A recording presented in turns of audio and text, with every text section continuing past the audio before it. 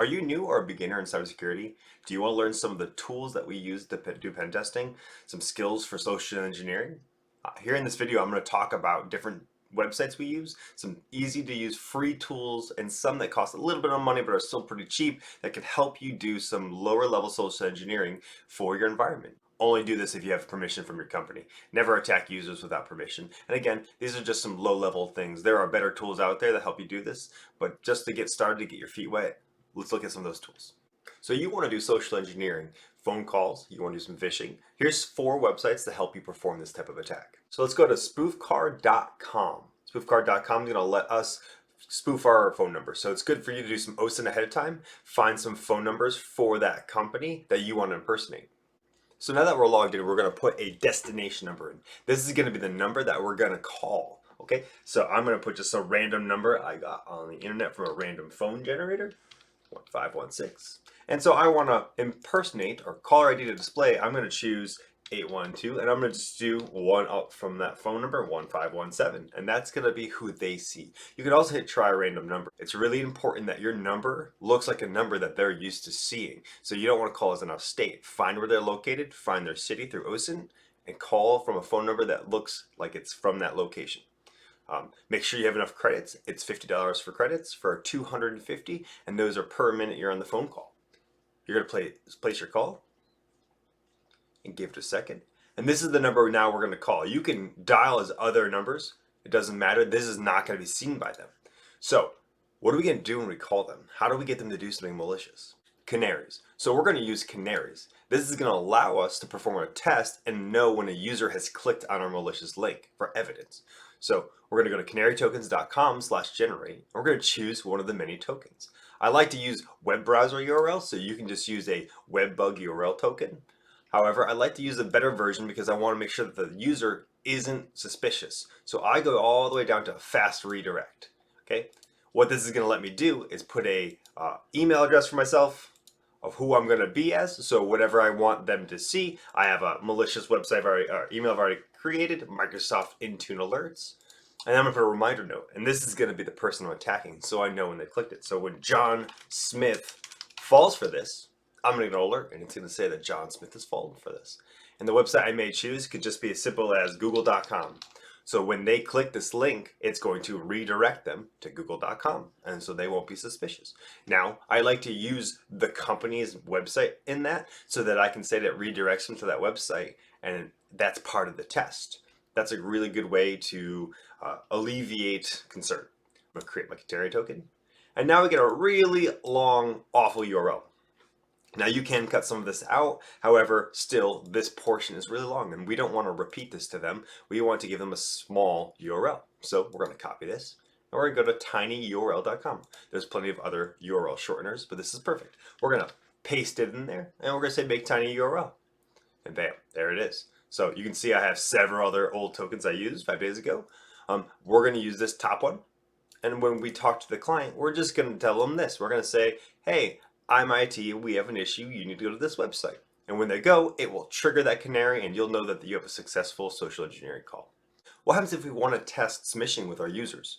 It's pretty easy actually. We're going to use canary tokens just like we did before, but we're going to send them a text to email. There are plenty of other ways to send text messages. There are plenty of products that cost money, and a lot of them will also prevent you from sending certain URLs. This is a way I like to use because again, it's just a test. We're just seeing how our users respond. Do they alert? Do they tell us that it's happening? Do they click on those links? So this is just an easy, quick test if you want to run. What we're going to do is we're going to pull up a malicious email we've created. Here's mine.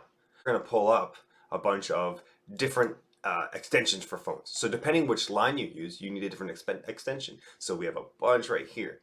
This is important. This means you need to know what extension or what type of service that your target is using. So if you're attacking company phones, that's pretty easy. But if you're attacking single users, this can be very difficult. I like to use this when I'm attacking company phones. This is my method.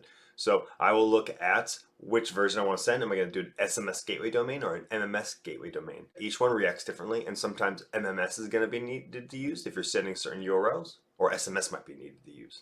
So we're going to choose Verizon, and I'm going to choose MMS because I know this works pretty well for me.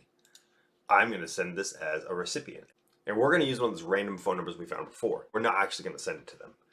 2, 3151516. And I'm going to put that extension at the end. So now what are we going to do?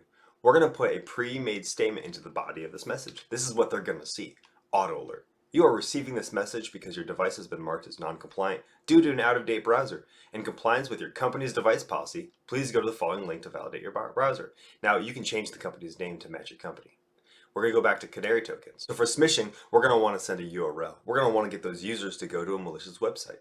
So we'll scroll down. Again, you can do the web bug if you wanted to, or we can scroll down and do the fast redirect. Again, that will help them decrease suspicion if they're redirected to a legitimate website. So I like to do the fast redirect. This is just a really good way to test who's clicking what. And so I'll put my Microsoft Intune email.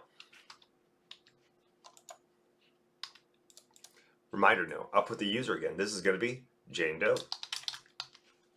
And we're going to send them again straight to google.com. We're going to redirect them to a nice easy site. We'll create my canary token. We'll copy that. We'll go back to our tiny URL. Once we're at tiny URL, we will shorten that, make a tiny URL. We'll copy that and we'll go back to our email and we'll paste it right there.